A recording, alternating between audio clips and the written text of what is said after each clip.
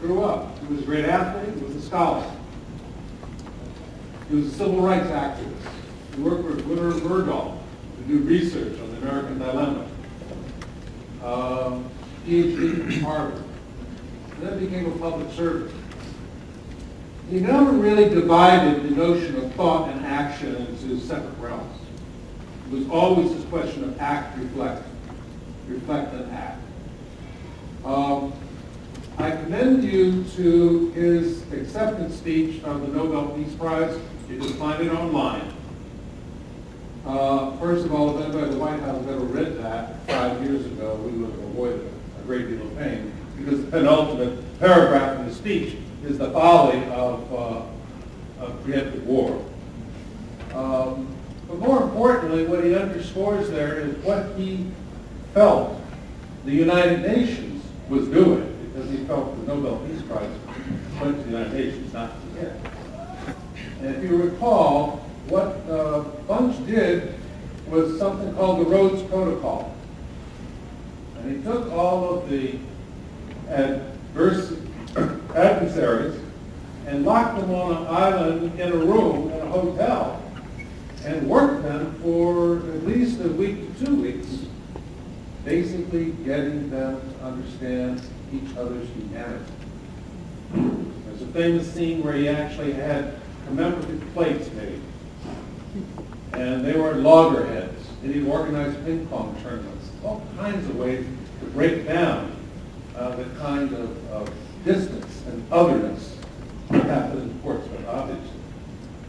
But one of the scenes when he was absolutely frustrated, he called all of the key representatives into his hotel room, his bedroom, and basically he showed them the commemorative plates that he had made, one for each participant, for their grandchildren.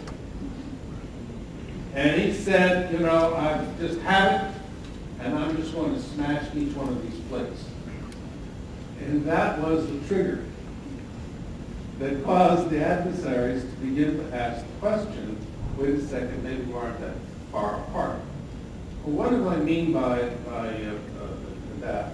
Ralph Bunche believed in consultation. Now that word, unfortunately, has been so abused. It's almost like love. When somebody says, I love you, you don't know whether to run or hide or I'm here to help you. But he believed in consultation, and by that he meant inclusion. That every voice had to be considered. That if anybody felt excluded, uncomfortable in expressing themselves, that there was something wrong. And ultimately the goal was for every man and woman to be able to walk the boulevards of the world with dignity. You can't do that unless it is based on a process of exchanging of information, of respecting the other human being, of understanding, in fact, that we share that status as a human being, and from there we find our common purpose.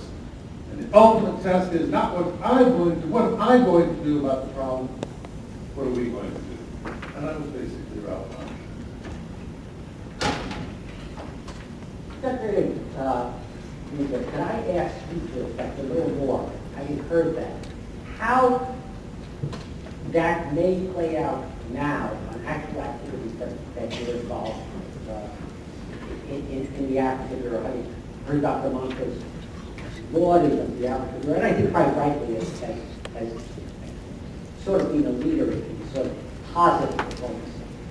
Other examples you could draw upon? There are examples, and I was thinking of a few as you talk about this. One of the things we're very proud of in the African Bureau is that 6 wars have ended in the past maybe 6 or 7 years. Liberia, Southern Sudan, Democratic Republic of Congo, Burundi, see if I can remember all of them, Liberia, of course, Sierra Leone, and Angola. And how did the end of these wars come about? One of the things we realize is that we can't impose peace on people, on countries. That in order to achieve peace, they have to want it, and they have to see the benefit of peace for themselves. And we have, over the past 5 to 6 years, partnered with African governments, pushing them in the forefront to find solutions to their own problems, because we can't impose our ideas and our solutions on them. And one of the examples that come to mind that I didn't mention as I went through this list is Cote d'Ivoire. Cote d'Ivoire was in the throes of a civil war for about 2 to 3 years. Cote d'Ivoire, which had been the Paris of Africa, suddenly in the throes of civil war. There was an international contact group, there was an international working group, including the UN, including the U.S. and the French and their troops on the ground, both from France as well as from the UN, and we could not find a solution to the situation in Cote d'Ivoire. And we were all extremely frustrated that this country, which was once a thriving country, was sinking.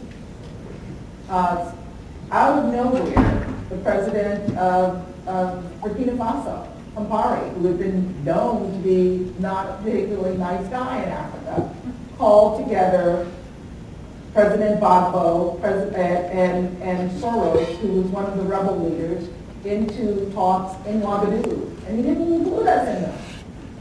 And we all watched and waited. And they came away with a deal. Now, the truth is, we don't all know what was in that deal, but it was an African solution found by Africans and agreed to by Africans, and it's working. And I just heard this morning that Gbagbo, for the first time in 2 years, is traveling to the north of the country, which had been totally separated by a zone of peace in Cote d'Ivoire. And they're moving forward toward peace. So I think what we learned from that, and I think we use that in other approaches as well, is that we need to have those people who are involved in conflict work to find solutions to their problems. They need our support, they need our encouragement, they need our help, but they do not need us to tell them what to do. And that's our approach. Dr. Monk, in terms of the mysteries that happen behind doors, and I should tell people, you know, I spent about 12 years in Africa. I spent 12 years in Africa, 5 years in India, 5 years in the Philippines.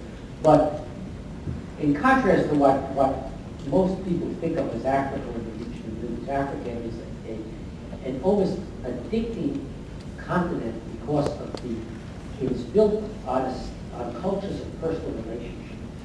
And once you get hooked into those personal relationships, it's almost impossible to psychologically separate yourself from them. You mentioned, and I thought it was so interesting, the importance of psychological processes that underlie what very often look like very dry organizational processes. But you seem to emphasize sort of the problematic ones. Are there positive ones? Are there psychological, from your studies, are there psychological aspects of human beings that you don't draw upon? And that maybe if you did, would be able to bring people to the table, some of which I suspect happen behind the closed doors that you mentioned. Sure, no, I wouldn't be doing this if I didn't think that there were positive signs. You have to do your hard-headed political analysis in the first place, but in focusing on the psychological task, I focus on ethnic and sectarian conflict where there's been traumatic loss, a lot of death. These are the ones that are the most demanding, and frankly, my motivation is to try to save lives. And that's what I wanted to do in my diplomatic career and my post-diplomatic career. I'm still trying to figure out how to do it. And the ethnic and sectarian conflicts, the psychological tasks that don't traditionally fit into the traditional diplomatic toolkit, have to do with having traumatic losses of all participants in a conflict, have those losses recognized and acknowledged. Acknowledged ideally by the perpetrators, by the side that inflicted the losses. In many cases, both sides have inflicted losses on each other, so you have competing